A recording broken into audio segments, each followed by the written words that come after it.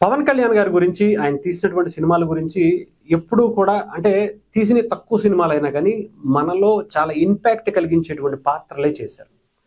చాలా అంటే ఒక ఒక ఒక ఆయన ఒక ఆరా అని చెప్పాలి. ఆయన ఒక సరికొత్త ట్రెండ్ సెట్ చేశారని చెప్పాలి. మొదటి సినిమా నుంచి ఇప్పటి వరకు కూడా మొన్నొచ్చినటువంటి ఓజీ వరకు కూడా విభిన్నమైనటువంటి పాత్రలు, విభిన్నమైనటువంటి క్యారెక్టర్లు.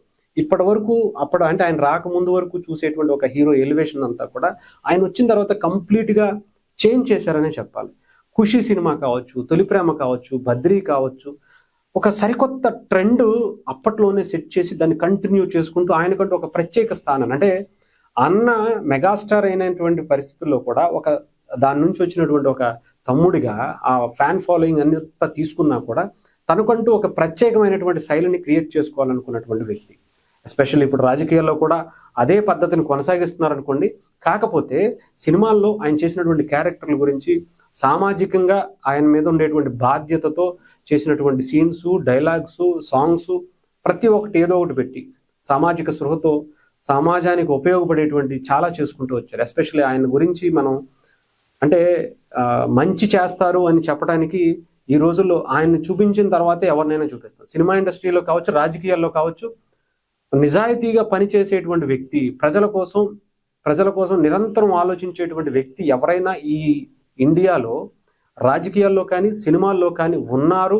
ఆ స్థాయిలో అంతలా ప్రజల కోసం ఆయన కష్టార్జితం కూడా పెట్టేస్తున్నాడు, ప్రాణం పెట్టేస్తున్నాడు అంటే ఆయన ఒక్కడనే చెప్పాలి. అయితే ఆయన సినిమాల గురించి రీసెంట్గా ఓజీ వచ్చింది. ఓజీ ఏ రేంజ్లో హిట్ అయిందో స్టిల్ అసలు ఓటీటీలో రిలీజ్ అయిన తర్వాత కూడా ఎలా మ్యాసివ్ హిట్ అందుకుందో, ఆ తర్వాత 50 రోజుల ఫంక్షన్స్, ఈ రోజులు 50 రోజుల ఫంక్షన్స్ అనేవి మానేస్తాం. అలాంటిది సినిమా యూనిట్ ఎలాగో చేసుకుంటారు అనుకోండి, అది కాకుండా ఫ్యాన్స్ 50 రోజుల ఫంక్షన్ని థియేటర్లో సెలబ్రేట్ చేసుకున్నటువంటి ఘటన, ఒక ట్రెండ్ ఆయన దగ్గర నుంచి చెప్పాలి.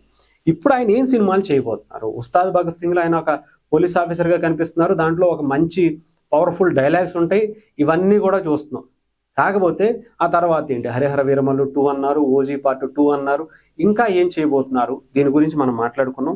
హరిహర వీరమల్లు నాకు తెలిసి ఇప్పట్లో అయ్యేటువంటి పరిస్థితి లేదు. ఓజీ 2 కూడా ఇప్పటికీ వచ్చేటువంటి పరిస్థితి లేదు. పవన్ కళ్యాణ్ గారు ప్రస్తుతానికి ఉస్తాద్ భగత్ సింగ్కి సంబంధించినటువంటి ఆయన పార్ట్ పొజిషన్ అంతా కూడా, క్యారెక్టర్ అంతా కూడా ఆయన పూర్తి చేసి రాజకీయాల్లో మాత్రమే పూర్తిగా టైం స్పెండ్ చేస్తున్నారు. ఇప్పుడు కొన్ని సినిమాలను ఆయన ఓకే చేసినట్టుగా తెలుస్తుంది. అది ఏంటి అనేది ఒకసారి చూద్దాం.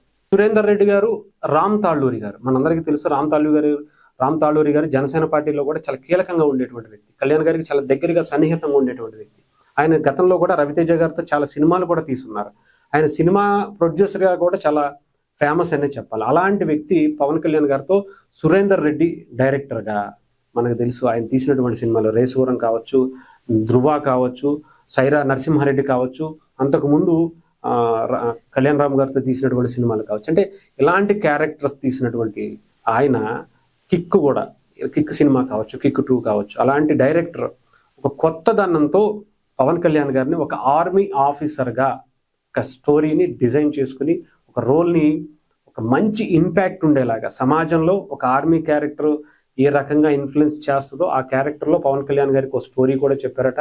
రామ్ తాళ్ళూరి గారి ప్రొడ్యూసర్గా ఆయన సినిమాని ప్రారంభించడం కోసం దానికి పవన్ కళ్యాణ్ గారికి చెప్తే, ఒకటి దీంట్లో ఆయన ఈ కథ అయితే చెప్పారట, ఇది ఆర్మీకి సంబంధించినటువంటి క్యారెక్టర్. అలాగే ఇంకొకటి ఓజీ తరహాలో ఒక గ్యాంగ్స్టర్ బ్యాక్డ్రాప్ లో ఉన్నటువంటి సినిమా కూడా ఇందులో ఉందని చెప్పి, తొలిసారి ఆయన ఒక నెగిటివ్ షేడ్ ఉన్నటువంటి క్యారెక్టర్ లో కనిపిస్తాడట అని కూడా వస్తున్నటువంటి వార్తలు. ఆ తర్వాత రెండో కథ ఆర్మీకి సంబంధించింది. ఈ రెండిట్లో పవన్ కళ్యాణ్ గారు ఏది సెలెక్ట్ చేసుకుంటారు, ఏది చేస్తారు? ఈ స్క్రిప్ట్ ఆర్మీ ఆఫీసర్గా ఎక్కువగా ఆయన పవన్ కళ్యాణ్ గారు మొగ్గు చూపేటువంటి పరిస్థితులు ఉన్నాయని కూడా తెలుస్తూ ఉంది. సో వచ్చే ఏడాది